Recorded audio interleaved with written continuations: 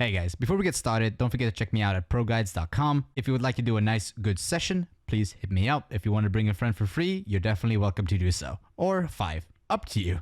Enjoy the video. Yeah, All right. so I'll probably sort of talk to them and see if they want to join obviously our next call and then all learn. Yep, we can do that. So let me, you feel free to like text me and everything on Discord. I'm mainly all on Discord and the website. But we still have a lot more. We have a lot more minutes anyway. So we're gonna talk about like how you fight in your the correct positioning side. Before we do Okay. that, what I'm gonna do is I'm gonna invite you to my Discord server. Okay. Let me know once you've joined it. And you can also invite the boys, which the information will be here hugely helpful. Right. You just gotta accept the rules. Let me know once that's done. Yep. Right. Yeah, I'm in it. So you can go back to my screen as well. So we can just look at full-on view on one screen. Yep. Okay, so I gave you the student role. These are all my students who are all coached.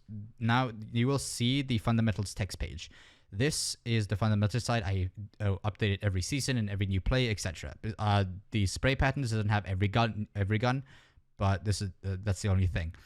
So this information, it's free for you guys to use. You can invite your teammates in here too. You can read it. So a lot of good info here. For example, these things you can take your time whenever you want. We're not going to go through them now. This is like free for you guys to read. It has a lot of good plays, a lot of smart ideas and positionings, gunfights, all that stuff. As well, it also has the loop pool for each map. We have it for each map too here. So whenever you have the time, you have full access. You're free to use it whenever you need to. That's one thing I wanted to show you and give for you. Okay. All right, let's go back to, okay, so we're gonna talk about this position inside here. So here's one thing that a lot of people do as a mistake, right? Let's say, again, we'll talk about the opening position. Right here is an open position here. You should never place yourself in this kind of angle in this position. The reason for that is because when the enemy team is gonna shoot you, as you see here, it's 2 players. They're gonna view you and they're gonna shoot you. You are in the open. You have no cover spot. When you get cracked and you need to start moving towards the cover spot, you have to go back this way. You have to go back that way. That's gonna be 2, maybe 3 seconds, depending if you have a dead slide or not. So they will still shoot you while you're moving this way, or they will still shoot you while you're trying to move this way here. And they might knock you. They might not. But most likely, even if it's a good player with good aim, they could still knock you. That's why placing yourself in doesn't have to be exactly this view here, but placing yourself in just an open spot here should never do so. The way you want to place yourself every fight that you take is you should always place yourself either viewing on your left or on your right side as a cover spot. So for example, right here, this is my left side and I have my cover spot. So if I get cracked in this case right now, all I do is not even less than a second, is I pull back to the cover, I heal up and I peek back out. Same thing if I need to reload. I go back to the cover, I reload, I peek back out. So even if it wasn't on my left side here, I would have a cover spot on my right side. So you either have a cover spot behind a pillar, behind a rock, behind a fence, behind a bin, right? Doesn't matter. So for example, you could be like up here and your left side view is covering while you're looking for like a team over here. But you have that cover spot. You always use it. That's the small mistakes that people do when placing themselves out in an open spot. I will show another example here. So here, say it's pretty much the same thing. You can see I have my cover spot here if I need to. There's a full open ground area here. A full open ground area there, you should not care about it. You shouldn't worry about it. You should just leave it the way it is. Because again, we go back to placing the self in an open position. So for example, if there's an enemy player here and they're going to move out here in the open, you know that they're in the open. We have a good angle. You give a call out to your team, you focus those players, and you get him out. But so this is the point of don't worry if it's a full open area. Even in the Storm Point map, there's a lot of water area, a lot of sand, big sand areas. So when there's a huge open area like that, don't worry about it. Focus the actual players where they are. And we'll talk. This is also about worrying about this open area here. You have to look in the corner of your eye, which we will talk about just now. One other thing here is when we'll talk about also rotating towards the cover spot. I'll give you an example. For example, there's also a coach of mine. He's also a coach on ProGuides. He's not pushing out in an open spot again, because if they push in an open spot, an enemy player can be here or be here, they will see you and they will shoot you, right? So the best way to rotate is you should always go from cover to cover to cover. So in this slide, I have my cover where I'm standing here. I'm going to do a quick slide, go this side. I have another cover spot here, and I take a different angle. There's no point playing here because there's nothing here. This thing here, they will still see your head, and they can easily kill you.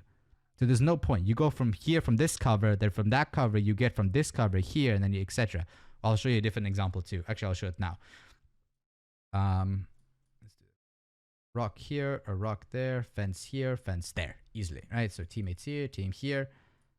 Let's say you here and a team there, right?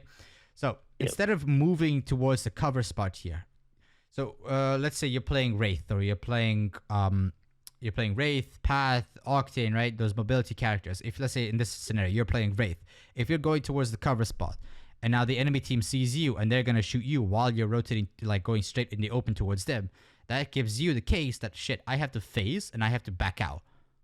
Because you're getting shot at. So you have to back out all the way there. But your teammate, in that case, is pushing. Now he's pushing alone. Now you have no phase. You're low. This is a case where people lose a lot of fights. So in this scenario, the best way to rotate into the fight is go quickly, do a quick slide, get to this cover here. Now you're here. But before you rotate to the next point, try see an angle if you can deal more damage. You dealt more damage, now you do a quick slide and you move towards them there. While your teammate is going to go on this view, deal damage on this side, and then do a quick slide and move towards them here. And now two people are taking different angles, and now they're choked and they're dead easily. But again, this is the point. You go from cover to cover to cover. Right. Yeah. Another small thing here, it's pretty much, it's not much details, but basically here, same thing. I have my cover spot here, and open ground here, don't care about it. Yes, I see the enemy player here. I'm waiting for him to put himself out on this open here, because if he does, he gets cracked. If I remember correctly, he actually did put himself out here, and he went back in the building to heal. The next screenshot is the important bit where we're talking about the corner of the eye. So, same thing. I have my cover spot here. Now, in this scenario here, I'm cracked, right? I'm shooting this guy here. He's shooting back at me. I'm about to get circuited. This is also the thing about listening to being aware of your surroundings, to the audio, to what's the gun sound, everything that's going on around you. So in this case here, when I'm in the middle of a gunfight, I can hear that the door opened, and then I look on the corner of my eye while I'm still shooting this guy, and I see a bloodhound here. Now the bloodhound opened. I see the corner of my eye. He opened the door and he has a clear view angle on me. Now this is another thing that people do as a mistake. They either one, continue shooting the guy on the top here, and then this bloodhound is gonna shoot you and you're dead because you have no shield. Or two, you realize the bloodhound's there, so you stop shooting this guy, and now you're gonna start shooting the bloodhound. But then this guy is gonna keep shooting you. So this is the mistake that they do. Never place yourself and a view angle that the enemy teams can easily have on you. So in this case, just simply back up to the cover, heal up, and then take a different angle completely. Obviously, don't take the same angle. You can take the same angle, but you're not viewing up here, right? You're going to only view there. So you try to make sure the house doesn't, obviously, is not be able to see you. So you can take this angle, but you know that there's a team there and you know the player is there. But in this case here, Can I use any words? Because obviously, you know, it's a coach to client. I just want to. Oh yeah. You can use any words. All right, perfect. To continue taking the fight in the scenario, right? Like I said, when they can mess up and your health is low, that is a completely rubbish thing to do. Because again, it's not a smart thing. Your shield is about to get cracked. You only have your health, and two people are looking at you. Don't bother trying to shoot any of them. Go back to a cover, heal up, and take a different angle. Again, that's what people do as mistake. They think, okay, this guy's gonna view me. I'm just gonna continue shooting, or I'm gonna place myself in an open spot, etc. So avoid those small mistakes. And even these small mistakes, which I'm talking to you about now, the positionings, and going from cover to cover and having a either left or view angle for a cover spot, you will see if you keep using those in games. If, for example, now in gold, if you use those in games and you play smartly, you will see the improvement that it will go huge up. So you're avoiding these mistakes. Right. Yeah. Okay. This is a small little topic here. I'll show you an example, right? This is what I mainly talk about when it comes to start playing with a team, right? So, for example, when you and your boys get on, these are the things that we will talk about focus firing with each together. So in this scenario here, right? A lot of people will make a mistake where, for example, they will pretty much don't help their teammate. So when it comes to a call out, so in this scenario here, the Wraith gave the call out that there's a solo guy on me. He's alone. I need help, right? They're giving any sort of call out that, and he's fighting face to face. If you are fighting, right? Okay, so let's do a quick example here. So this is face to face fighting. This is mid range fighting or long range fighting, right? Dealing damage to each other. So if your teammate calls out that is a solo guy on me, I need help, but you're fighting face to face, finish your fight, win your fight. Do not turn your back against that guy because there's no point. Just win that fight and then go help your teammate or back up to heal up.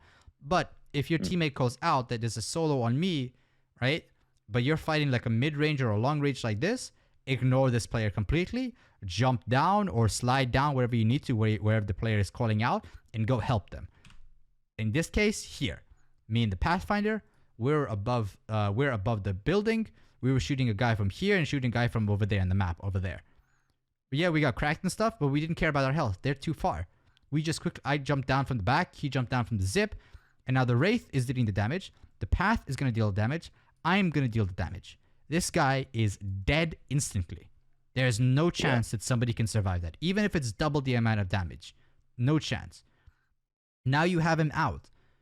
Then what you need to do in this scenario here, okay, you have no health, but your Wraith is most likely going to be more lower than you. So you need to assist your teammate to finish. Like, this guy is knocked. He's not fully dead, but he's knocked. You need to full finish him so that your Wraith can armor swap quickly on him. And now you and your Wraith, the Path and the Wraith are going to watch this door while you take a corner over here to pop a battery. So you need to. This is the point also of armor swapping. Like, again, we talk about this with a full team because all of you guys need to know this, right? So in this scenario here, if one of you guys are low and there's a knock guy in front and you you guys knocked him down, finish him quickly so the player who's the lowest will armor swap quickly on him. The focus of your health is your shield, not your health, like your HP, but your actual shield. That's the main focus that you have to heal up. So if you get cracked and you get flesh damage, don't pop a medkit right away. Pop your battery or in shields. That's the most important. Then you pop your HP, your medkit if you need to. Because if once you pop your medkit and then a player is going to come on you, you don't have shield. You only have your HP, your health bar. You're dead instantly. But if you have your shield, you have a living chance to actually fight them back. So the shield is always the most important. But things like this, it comes to talk with the team talk play pretty much. Yeah. But with the team talk thing, so right, so you want to obviously again, you want to do you want to get the comp, you want to get the team in, do some sessions, etc. There's two ways that we can do it with each other, which I would love to, because you guys are all console. I'm coaching other teams, but they're on PC. I would love to actually coach a console team. I haven't had a console team yet, but I would love to do so. And if you do have it, if you would like to, there's different ways we can do sessions with you and the other boys, right? If you want, I have a full, to give it a tryout, I have a full 2 weeks esports coaching session, which one of them was to find a team, but you already have one. But basically, it's like a 2-week trial thing. I have one full month thing, and I have a 2-week thing. So the 2-week thing obviously is more cheaper. If you want, you can decide to try it out. If not, if you want to go for the full month thing, you can go for the full month thing. Or if you don't want to get any of them, what you can do is just book a normal general session, and we can get into a call pretty much. Right. Yeah. Yeah. Because at the minute, I'm the only one that's on actual console. One of the players, he's on PC, but he uses a controller. Okay. And then the other player, he's he plays PC, keyboard and mouse. Okay, so it's just you. Okay, no, that's fine. That's perfect then. All right. So yeah, so you guys will have